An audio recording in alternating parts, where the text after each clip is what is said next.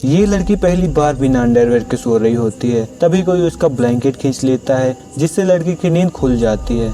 अब वो जैसे ही चेक करने के लिए उठती है, कोई उसके बालों को पकड़कर उसे बेड पर पटक देता है। अब हमें पता चलता है कि ये सब करने वाला कोई और नहीं बल्कि लड़की के डैड हैं। लड़की उनसे पूछती है कि क्या हुआ, लेकिन वो कुछ जवाब नहीं देता और अपनी बेटी के सिस्टम को गंदी नजरों से देखने लगता है। अब वो अपने सर को नीचे करता है और अपनी बेटी के चेहरे को देखकर कहता है कि मेरी बेटी कितनी बड़ी हो गई है। ये सुनकर लड़की डर से कांपने लगती है और उसके डैड उसके बालों को छोड़कर उसके गालों को टच करने लगते हैं। लड़की डरकर ये सोच रही थी कि ये सब उसके साथ क्या हो रहा है। यही सोचकर वो रोने लगती है, लेकिन तभी उसके डैड वहाँ से चले जाते हैं। अब अगली सुबह उसकी माँ किचन में खाना बना रही होती है और हमें पता चलता है कि इस लड़की का नाम मैरी है। ये सोच रही होती है कि जो कुछ भी कल रात इसके साथ हुआ, क्या उसे ये सब अपनी माँ को बताना चाहिए। लेकिन तभी वहाँ पर उसकी बहन सीढ़ियों से नीचे आती है और उसका भाई आकर कुर्सी में बैठ जाता है। अब यहाँ उसके पिता आते हैं और ऐसे बर्ताव करते हैं जैसे कि कुछ हुआ ही ना हो। अब मैरी ये सोचती है कि कल रात तो ये मेरी लेने वाले थे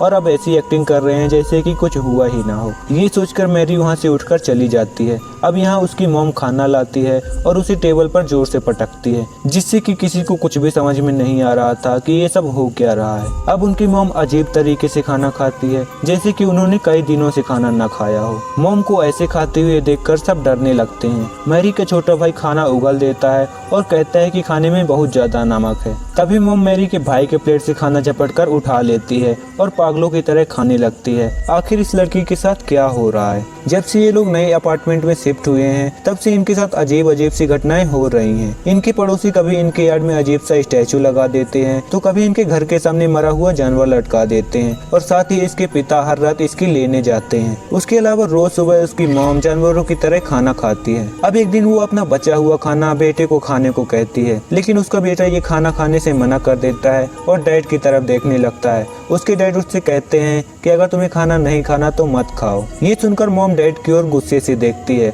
और खाना टेबल पर फेंक देती है। उसके बाद प्लेट्स को भी नीचे फेंक देती है, जिससे कि बच्चे बहुत ज्यादा डर जाते हैं। अब वो चिल्लाकर बच्चों से कहती है कि मैं जो भी बनाती हूँ वो चुपचाप खा लिया करो। उसके चिल्लाने से उसका छोटा बेटा डरकर रोने लगता है और किसी को भी कुछ समझ नहीं आता कि हो क्या रहा है। लेकिन ये सब तो बस एक शुरुआत थी। अगर तुम्हें मजा आ रहा है तो प्लीज वीडियो को लाइक कर दो और चैनल को सब्सक्राइब कर दो, क्योंकि मुझे पता है यार आप लोग वीडियो तो पूरा देख लेकिन लाइक और सब्सक्राइब नहीं करते। अब हम देखते हैं कि मैरी गर्म पानी से नहा रही होती है। तभी उसके पास कोई आकर खड़ा हो जाता है। जब वो शीशा साफ करके देखती है तो उसकी बहन खड़ी होती है, जिसे देखकर पहले तो वो डर जाती है, लेकिन उसकी बहन उसके साथ बस एक मजाक कर रही थी। फिर ये दोनों मैरी के कमरे में चली जाती हैं और यहाँ मैरी की बहन उसे बताती है कि कैसे रोज रात को उसके डैड उसकी लेने आते हैं। मैरी को यकीन नहीं हो रहा था कि ये सब उसकी बहन के साथ भी हो रहा है। तभी वहाँ पर उसके डैड आ जाते हैं और उन्होंने इनकी सारी बातें सुन ली थी। अब डैड एक चाकू निकालते हैं और उन लोगों पर हमला कर देते हैं। तभी मैरी उनको धक्का देकर गिरा देती है और दोनों बहनें वहाँ से भागने लगती हैं। तभी मैरी के सामने उसके डैड आ जाते हैं और उसके बालों को पकड़कर मैरी की छोटी बहन की ओर देखते हैं। उसके बाद वो मैरी को नीचे फेंक देते हैं। मैरी सीढ़ियों पर जाकर गिरती है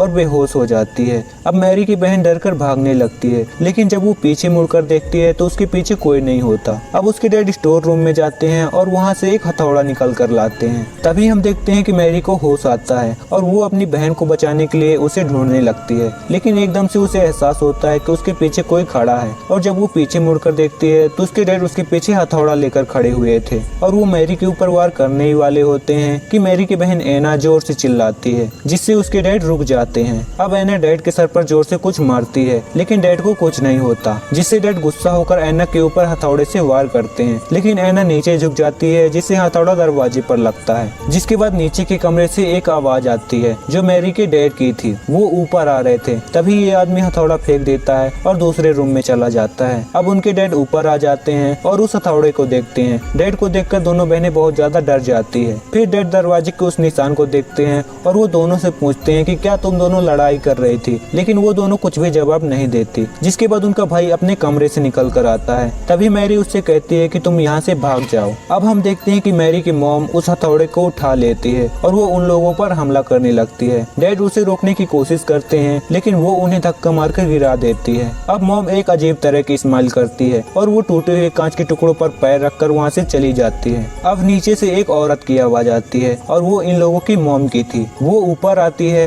और सबसे पूछती है कि ये सब हो क्या रहा है, लेकिन सब लोग उनसे डरने लगते हैं। फिर सब लोग डरकर मॉम का दरवाजा खोलते हैं, लेकिन उस रूम के अंदर कोई नहीं होता है। अब डैड उस पड़े हुए हथौड़े को देखते हैं और मॉम दोनों के पास जाकर पूछती है कि ये सब हो क्या रहा था, लेकिन दोनों अपनी मॉम से बहुत ज्यादा डरने लगती हैं। अगले दिन डैड अपने भाई को घर बुलाते हैं, जो कि चर्च का एक फादर था। फादर उनके घर आता है और सबको ऐसी ही कुछ घटनाओं के बारे में बताता है। उसका बड़ा भाई एक नास्तिक था, एक ही कमरे में सोएंगे, लेकिन आधी रात को छोटे बच्चे को टॉयलेट आती है और वो बिना किसी को डिस्टर्ब किए हुए अकेले ही बाथरूम में चला जाता है। तभी सेम दिखने वाला एक बच्चा उनके घर में प्रवेश करता है और वो चाकू उठाकर उनके रूम में चला जाता है। वो चाकू मारने ही वाला होता है कि उसकी नजर फादर पर पड़ती है, जिसे देखकर वो रुक जाता है। इसके बाद फादर सुबह अपनी आँख खोलते हैं और फादर की वजह से सबकी रात अच्छे से गुजरी थी। फादर इन सबको अकेले नहीं संभाल सकते थे, इसलिए वो अपने सीनियर फादर को कॉल करते हैं। तब सभी सीनियर फादर आपस में मिलकर डिस्कस करते हैं कि आखिर उन लोगों के घर में हो क्या रहा है। इसके बाद वो लोग एक प्लान बनाते हैं। अब सभी फादर्स की टीम रात में उनके घर जाने के लिए निकलती है,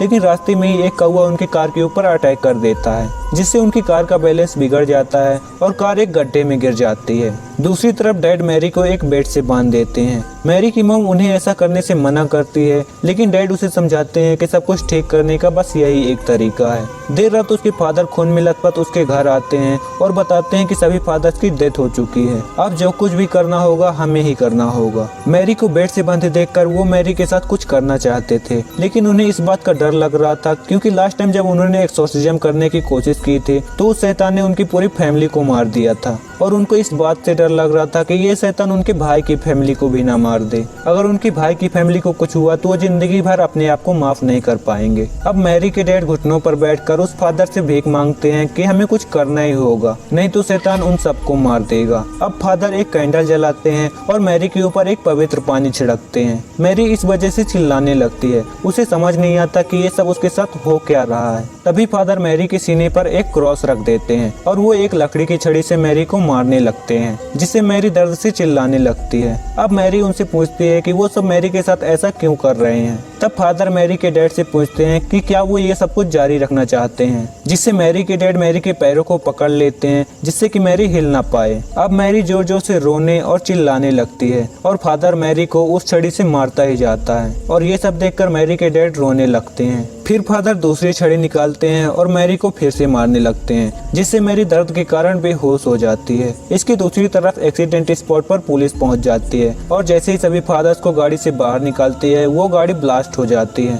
और यहाँ हम देखते हैं कि असली फादर तो यहाँ बेहोश पड़े हैं और जो मैरी को मार रहा है वो एक शैतान है। यहाँ मैरी की मॉम कहती है कि बस बहुत हुआ, अगर ऐसे ही चलता रहा तो फादर मैरी को मार देंगे। वो फादर को पकड़ लेती है और डैड से कहती है कि बस हुआ, अब हम और नहीं कर सकते। तभी फादर वाइफ को धक्का मारकर प्रोसेस आगे बढ़ाने को कहते हैं, लेकिन उसे एक आवाज सुनाई देती है कि वो डरपोक है और गलत का साथ दे रहा है। फादर को सब कुछ समझ आने लगता है और तभी डैड मॉम का गला दबाने लगते हैं। तभी मॉम डैड के सर पर कांच की एक बोतल मारती है, जिसके बाद फादर मॉम को दीवार पर पटक देते हैं। अब डैड अपनी वाइफ को अपनी आंखों के सामने मरता हुआ देखते हैं। फिर वो फादर की तरफ देखते हैं, जो कि एक अजीब तरह की स्माइल कर रहा होता है। ये देखकर डैड उस पर हमला कर देते हैं, लेकिन वो आदमी डैड को पटककर उनके ऊपर चाकू से हमला करता है और वो उन्हें चाकू मारने ही वाला होता है। तभी वहाँ पर असली फादर आ जाते हैं और वो मंत्र पढ़ने लगते हैं, जिसके बाद वो शैतान वहाँ से गायब हो जाता है। अब हम देखते हैं कि मैरी बहुत ज्यादा जख्मी हो चुकी थी और वो अपने डैड से पूछते हैं कि उसके डैड ने ये सब उसके साथ क्यों होने दिया। फिर फादर मैरी के सामने एक मिरर रखते हैं,